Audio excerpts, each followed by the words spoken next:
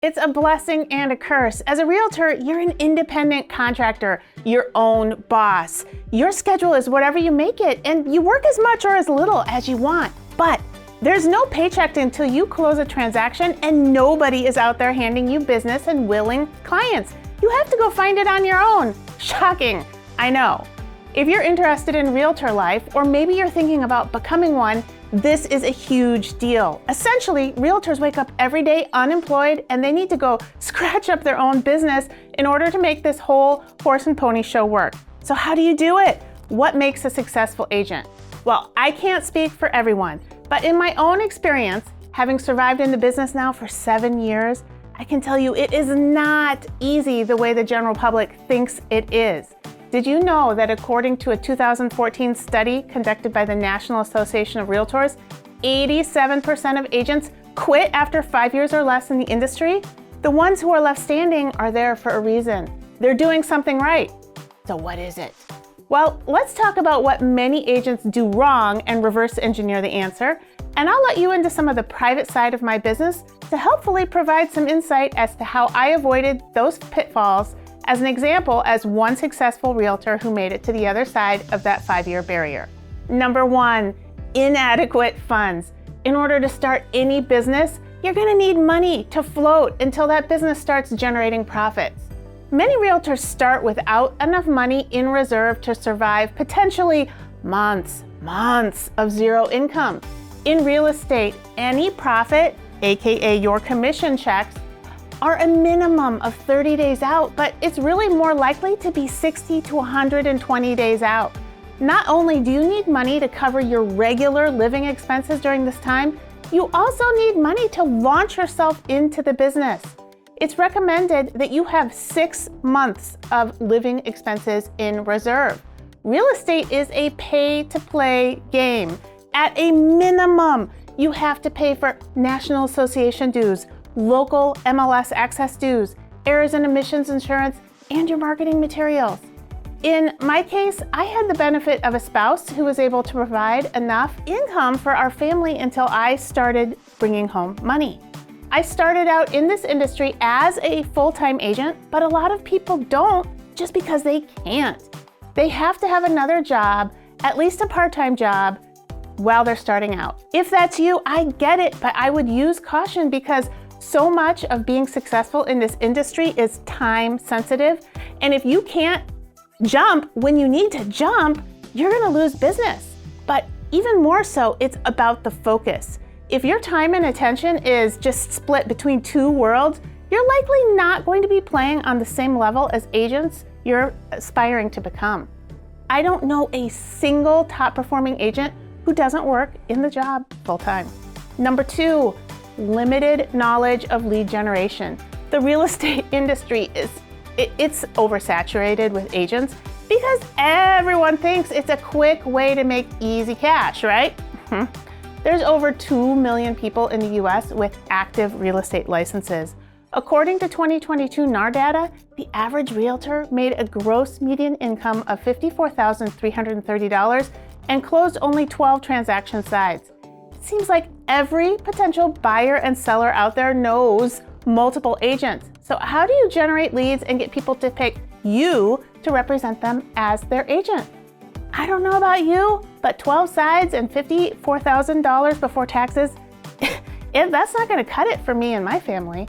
The reality is that 80% of the business is done by 20% of the agents. Some agents buy leads from places like Zillow and Realtor.com, but this is typically quite expensive and it's often frustrating because you're spending your time chasing cold leads. Just because somebody clicks some random button on the internet doesn't mean that they actually want to work with you.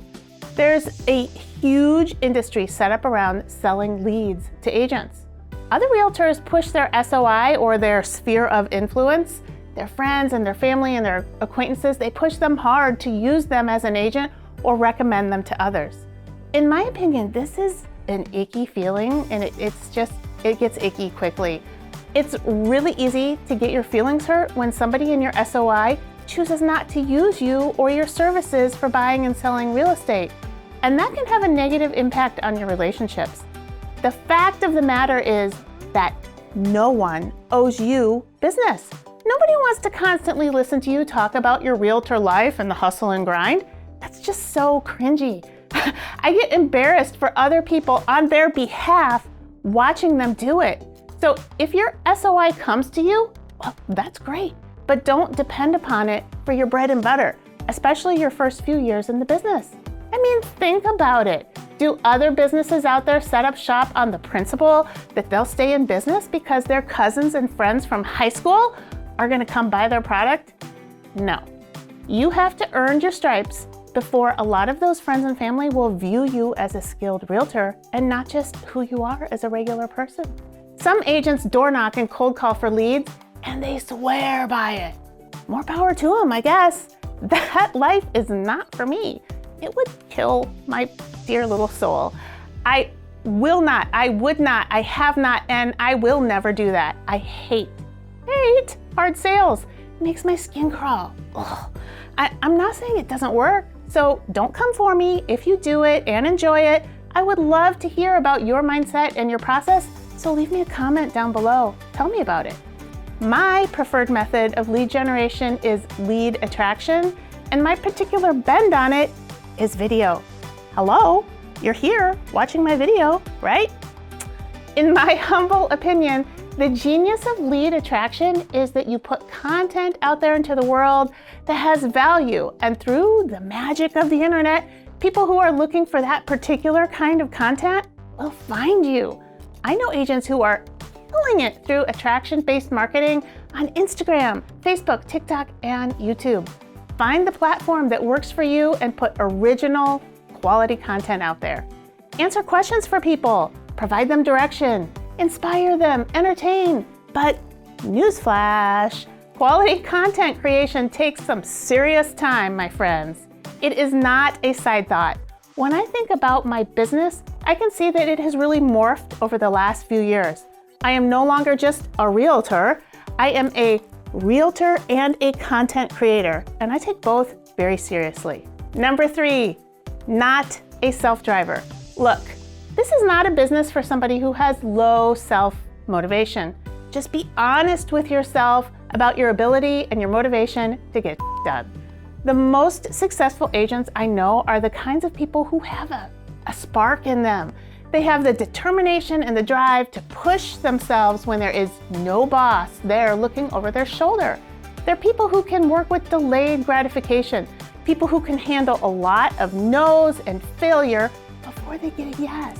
People who have patience in being consistent in their activities day in and day out. Even on days when I'm not actively working with clients, I am still working on things that I know will drive my business forward. For me, that is maintaining and nurturing relationships and content creation. These activities get dedicated block time and any extra time that I have in my schedule. 4, failure on the follow-up. In real estate, you need to be consistent and persistent. The hard truth is that no one wants to talk to you until they need to talk to you. So just because they didn't respond to your email, text, or phone call doesn't mean that you get to forget about them. You have to find a way to stay in front of your leads in a non-annoying manner that provides value and builds trust. This one is challenging, and it is where systems really shine. Using a CRM to help automate the process is going to save your sanity, trust me. Personally, I hate the idea of dripping pointless emails on people. My own inboxes are like jammed full of junk email. So I try to keep my email marketing as non-annoying as possible, and I focus on high-quality monthly newsletters, written entirely by me, not a service, and that provides insight and value. Again, this is not a quick or easy thing to write.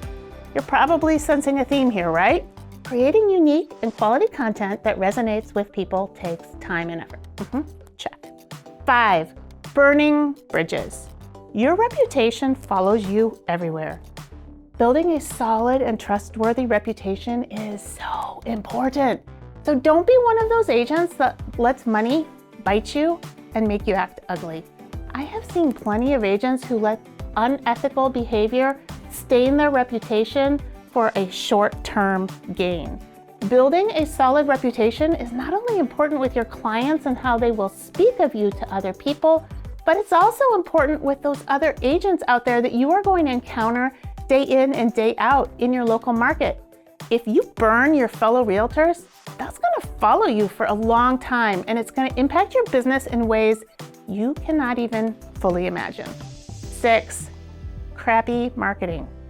Does your marketing suck? Look, I get it. One of the really challenging things about being a realtor is that you have to become an expert in so many different things. Like all of these full-time jobs you're supposed to do yourself.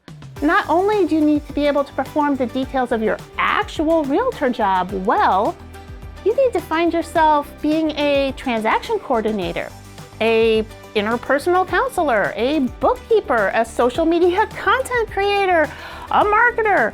These are all full-time jobs in their own right. They're positions that you could hire out if you had the bandwidth and the funds, but chances are you don't. So that means you have to up your game and do it all yourself. Working on upping my marketing game is one of my big goals for 2023. I am working with a consultant for branding, logo, and printed marketing materials. Yes, I am paying somebody to help this, and it was a hard decision, but it was the right one. I am mapping out my social media content calendar monthly, so I'm not just leaving it willy-nilly. It takes time to build a following, so don't fall flat on your face with lame marketing. Marketing is not a short game. You have to be consistent and trust the process. Ask yourself these questions about your marketing. Is it reaching my ideal audience? And who is that? Focus on a subset. Your target audience cannot be anybody who wants to buy or sell a house. Is it people who are downsizing? Is it first-time buyers? Is it luxury sales, relocations, military, second home move-ups, horse people who want acreages, homesteaders? It doesn't matter. But is your marketing providing value to your target subset audience? Is your marketing making you look approachable? People want to work with people that they know, like, and trust. Hear me. Know, like, and trust. So think about those 3 things, and your marketing is a key that is unlocking those doors. Do you have the right keys in your pocket? So I'm curious, why are you here watching my video? Are you someone who's curious about me for whatever reason? Maybe you're thinking about buying or selling and you're trying to decide if I would be a good fit for you. Are you an agent looking to grow your business? So you're out there on the internet, Googling things, and my video popped up. Are you thinking about getting into real estate and you're doing your research? Let me know what brought you here to this video down in the comments section. Hey, it's been fun, and I'll catch you later.